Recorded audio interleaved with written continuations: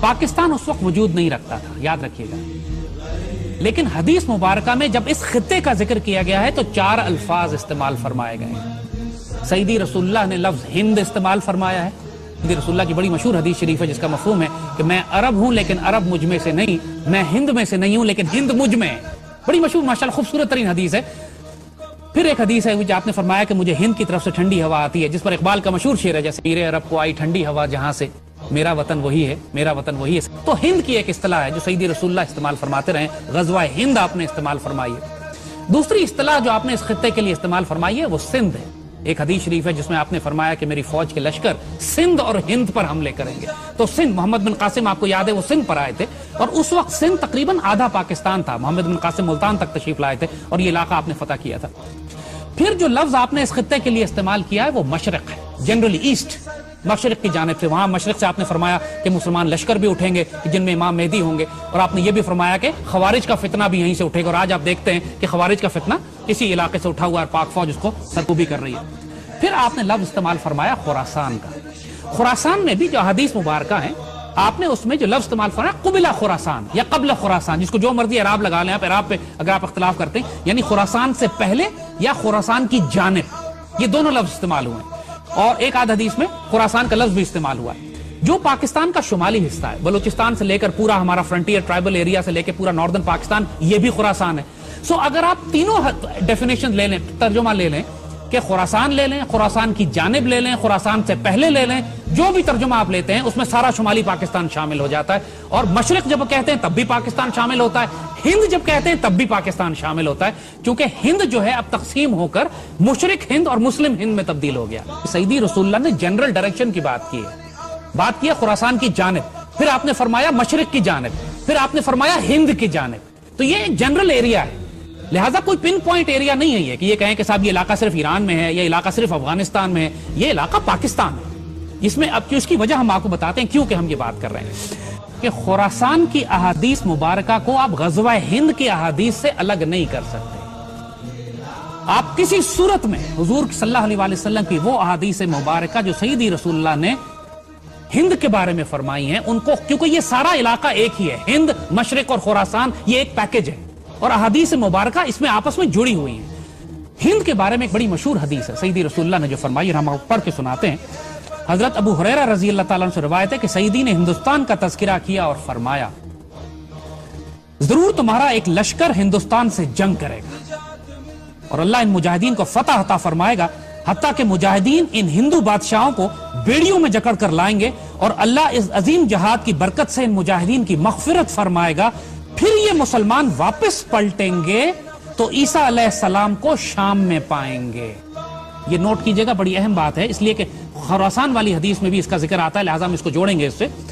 اس پر حضرت ابو ہریرہ فرماتے ہیں کہ اگر میں نے یہ غزوہ پایا، غزوہ ہند پایا، تو میں اپنا سارا مال و اسباب بیچ دوں گا اور میں اس میں شامل ہوں گا، اور جب پلٹوں گا تو میں ایک آزاد ابو ہریرہ ہوں گا جو عیسیٰ علیہ السلام کو شام میں پائے گا۔ اور پھر وہ حضور سے کہتے ہیں کہ سیدی کیا میں عیسیٰ علیہ السلام کو یہ بتا سکتا ہوں کہ میں آپ کا صحابی ہوں؟ حضور اس پہ مسکرا پڑے، معصوم سوال تھا، حضور مسکرا پڑے، کہتے ہیں بہت مشکل، بہت مشکل۔ اب اس کو یاد رکھیے گا، دیکھیے ایک بات، سیدی رسول اللہ نے اس ایک حدیث میں پوری ملٹری اسٹریٹجی کلیئر کر دی ہے کہ آئندہ آنے والے وقتوں میں کیا ہونے والا ہے۔ مسلمانوں کی ایک فوج ہندوستان سے جنگ کرے گی اور پوری دنیا اس بات سے واقف ہے، اس میں کسی کو ڈاؤٹ نہیں ہے کہ وہ فوج پاک فوج ہے۔ یہ پاکستان سیدی رسول اللہ نے اپنی نگرانی میں تیار کروایا تھا۔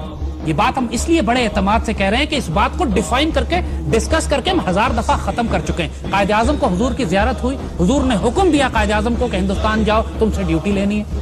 خان آف قلات جب بلوچستان کو الگ کرنا چاہ رہے تھے پاکستان سے تو خود اکنالج کرتے ہیں، ان کے پوتے نے ایکسپریس نیوز پہ مبشر لقمان کے پروگرام میں کھل کے سامنے آ کے کہا ہے کہ ہمیں حضور نے ڈائریکٹ حکم دیا تھا کہ بلوچستان کو پاکستان سے ملاؤ، پاکستان بن رہا ہے، بلوچستان کا صوبہ بھی اللہ کے رسول کے حکم سے جڑا ہوا ہے۔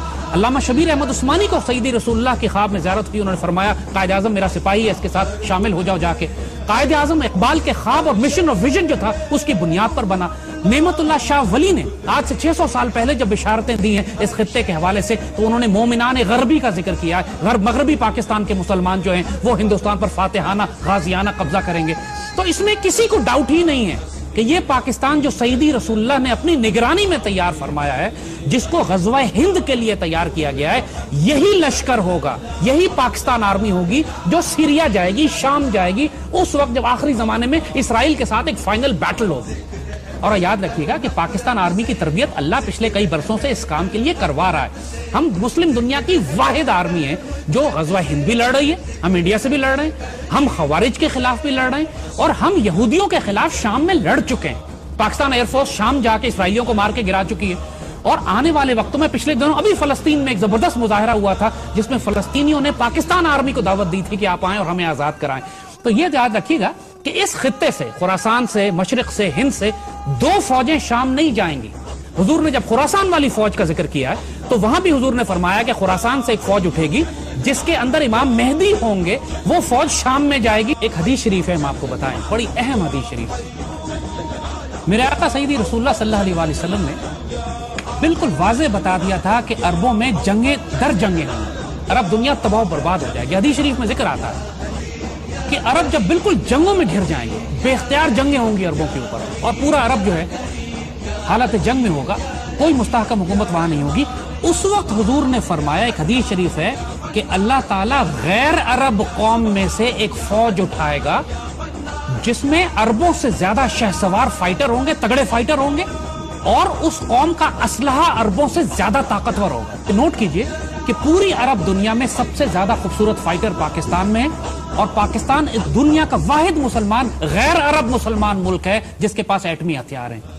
یہ بھی بشارت پاکستان کے لیے سیدی رسول اللہ دے چکے ہیں، عربوں کی حفاظت کے لیے۔ اور آپ نوٹ کریں گے کہ پچھلے 30 سال سے جب بھی عربوں کو خطرہ ہوا ہے، ان کی حفاظت کے لیے یہی غیر عرب فوج گئی ہے جس کے ہتھیار عربوں سے بہتر تھے، جس کے فائٹر عربوں سے بہتر تھے۔ اللہ اکبر، یہ پاک فوج ہی تو